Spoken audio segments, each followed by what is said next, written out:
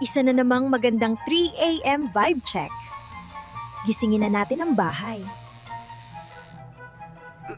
Sino ang umupo sa akin kagabi? Nampa rin yung kaliwang side ko. Feeling ko, permanenteng upuan na yon.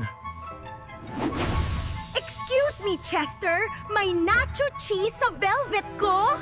Velvet! Yung aso yon, nakita ko siya, umiikot-ikot. 3 araw akong nasa ilalim. 2 beses niya akong inamoy.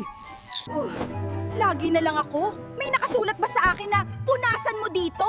Kasi, malapit ka sa snack zone, Iha. Huwag na tayong magturuan o mag-iwanan. Lahat tayo. Medyo lumana. Whoa! What's happening? I'm inflating like a balloon! Oof, that was a close one. Sino?